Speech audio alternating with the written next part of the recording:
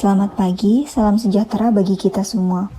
Video ini dibuat guna memenuhi tugas kelompok mata kuliah teori kepribadian.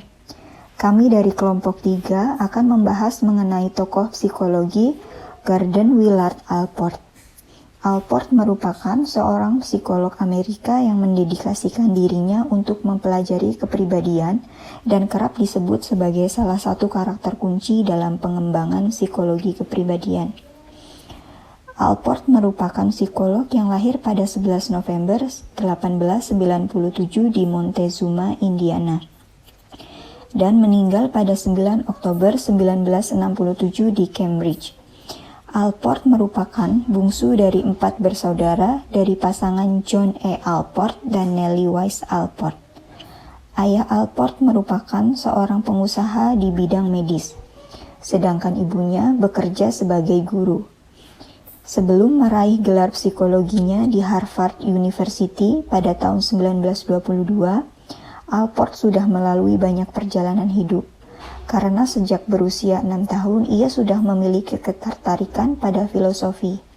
Kemudian, ia menyelesaikan pelajaran undergraduate-nya di Universitas Harvard ketika sang kakak, Floyd, menjadi mahasiswa psikologi tingkat sarjana pada universitas yang sama. Setelah mendapatkan gelar sarjana muda pada tahun 1919 dengan mayor ekonomi dan filsafat, kemudian ia mengajar sosiologi dan bahasa Inggris di Robert College di Istanbul selama 1 tahun. Setelah itu ia kembali ke Harvard dan menyelesaikan PhD-nya dalam bidang psikologi pada tahun 1922. Selama 2 tahun berikutnya, yaitu tahun 1922 sampai 1924, ia belajar di Berlin, Hamburg, dan Cambridge, Inggris. Selama itu pula, ia juga mempelajari psikodiagnostik dan aspek psikologi prasangka. Ia menghabiskan karirnya untuk mengembangkan dan mengkaji berbagai macam persoalan sosial tersebut. Menurutnya, psikologi harus menaruh perhatian kepada kesadaran.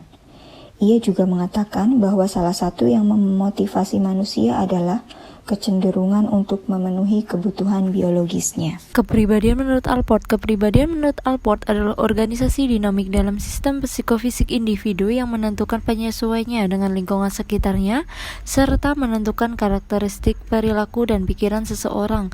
Allport 1961. Dynamic Organization. Kepribadian terus-menerus berkembang dan berubah di dalam diri individu. Terdapat pusat organisasi yang mewadai komponen kepribadian. Psikofisikal merupakan kepribadian yang bukan hanya dibuat oleh pengamat melainkan fenomena nyata yang merangkum semua elemen mental dan neural kemudian membentuk suatu kesatuan kepribadian. Ketiga, determine. Determine merupakan penjelasan tentang tingkah laku individu yang bersifat mengerjakan sesuatu dan berperan aktif dalam bertingkah laku, bukan hanya menjelaskan tingkah laku individu dalam mengerjakan sesuatu yang berperan aktif dalam bertingkah laku. Karakteristik. Allport menyatakan karakter is personality evaluated and personality is character devaluated, yang berarti karakter adalah sifat-sifat atas diri seseorang, sedangkan kepribadian adalah salah satu sifat yang menggambarkan keseluruhan diri seseorang tersebut.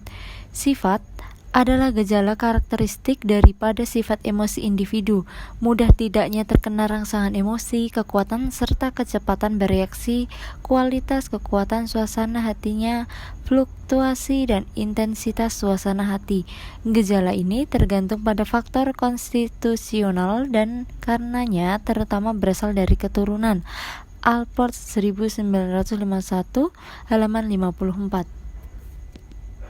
Tingkah laku. Prinsip dasar tingkah laku adalah terus-menerus bergerak mengalir. Karena itu, konsep utama teori kepribadiannya menyangkut motivasi yang membuat orang bergerak. Arus aktivitas itu memiliki unsur yang tetap dan unsur yang berubah-ubah. Individu cenderung proaktif, termotivasi adanya dorongan-dorongan yang dirasakan secara sadar. Thought atau pikiran. Menurut Allport, individu mempunyai pemikiran yang luas yang mampu mengubah cara berpikirnya.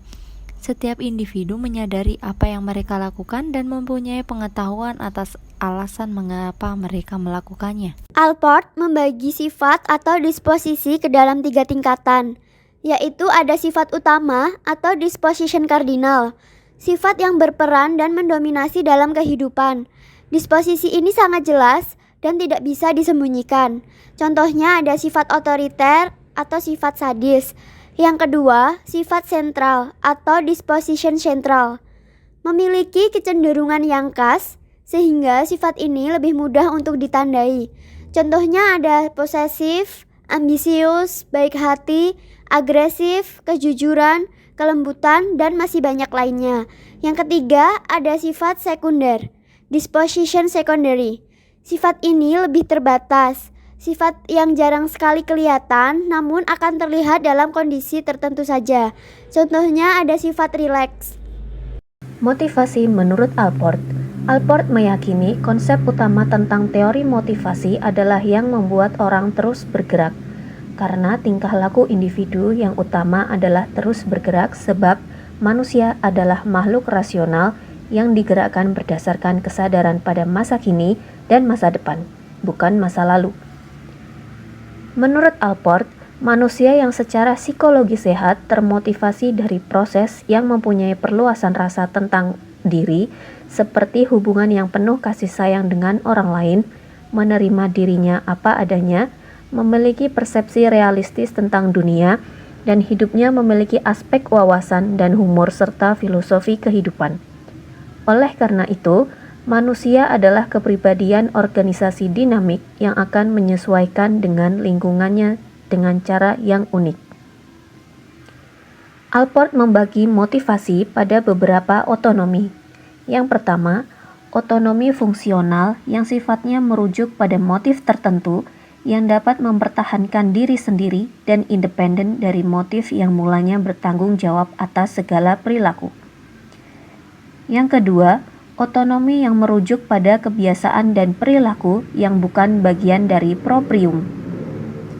Yang ketiga, otonomi bersifat sentral meliputi semua motivasi yang dapat mempertahankan diri sendiri dan berhubungan dengan proprium seseorang.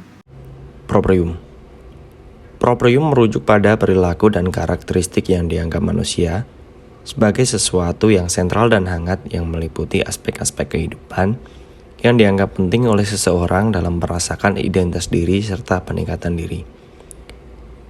Maksud proprium sendiri yaitu mencakup nilai-nilai yang dimiliki seseorang yang sifatnya personal dan konsisten. Maksud dari Allport di sini dengan memberikan tekanan lebih kepada proprium ialah untuk mendefinisikan konsep diri sehati-hati mungkin. Contoh dari proprium sendiri yaitu suku Batak berbicara dengan nada yang tinggi. Menurut Allport, orang yang sehat adalah orang yang dibimbing dan diarahkan oleh masa sekarang. Mereka menyadari kekuatan-kekuatan yang ada dalam diri dan mereka juga mampu untuk mengontrolnya. Pandangan orang-orang yang sehat adalah ke depan, kepada peristiwa-peristiwa kontemporer dan yang akan datang. Pendapat Allport mengisyaratkan bahwa manusia memiliki kebebasan dalam memilih dan bertindak. Manusia, menurut Allport, memiliki kebutuhan terus-menerus akan variasi, sensasi-sensasi, dan tantangan-tantangan baru. Lalu, bagaimana sebenarnya seseorang dapat dikatakan sebagai pribadi yang matang?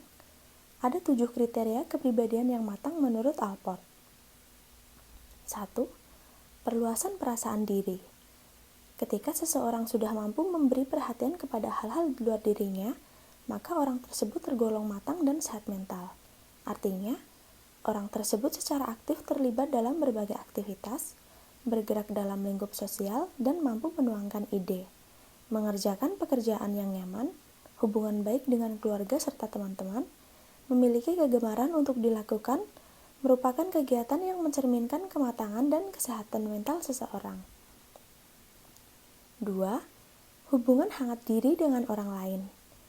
Orang yang sehat secara mental mampu memperlihatkan hubungan yang dekat, hangat, serta akrab terhadap orang tua, anak, partner, teman akrab, dan lain-lain. Cinta yang dihasilkan oleh orang yang matang dan sehat secara mental adalah cinta yang tanpa syarat, tidak melumpuhkan atau mengikat. 3. Keamanan emosional. Kemampuan dalam mengontrol emosi sehingga tidak mengganggu aktivitas antar pribadi juga salah satu dari kriteria orang yang matang dan memiliki kesehatan mental. 4. Persepsi realistis. Orang yang sehat mental selalu memandang dunia secara objektif, tidak terlalu mempedulikan omongan dan pandangan orang terhadap dirinya. Orang yang matang dan memiliki kesehatan mental tidak akan menuntut orang dan lingkungan di sekitarnya untuk menuruti keinginannya. 5. Keterampilan dan tugas. Hidup orang yang matang dan memiliki kesehatan mental selalu diisi dengan keterampilan dan tugas yang sesuai dengan kemampuannya. Dibutuhkan dedikasi dan komitmen dalam melakukan itu semua supaya kehidupannya bisa terus berjalan. 6. Pemahaman diri. Memahami segala kekurangan dan kelebihan yang dimiliki merupakan hal yang penting. Dengan demikian, seseorang tidak akan salah dalam bersikap di depan orang lain. Orang yang matang, memiliki kesehatan mental, mempunyai sifat terbuka terhadap masukan dan kritikan yang bersumber dari orang lain. 7. Filsafat hidup yang mempersatukan. Seseorang dengan kepribadian yang matang memiliki tujuan jangka panjang untuk dicapai. Memandang optimis ke depan dan mengerjakan seluruh tugasnya hingga selesai agar hidup mereka tetap berjalan sesuai yang dicita-citakan. Kontribusi Allport dalam bidang psikologi yang paling dikenal adalah teori kepribadiannya, terutama dari perspektif bagaimana cara individu memandang diri sendiri. Dia mulai mengembangkan teori ini dengan membaca kamus dan mencatat setiap istilah yang menggambarkan sifat kepribadian.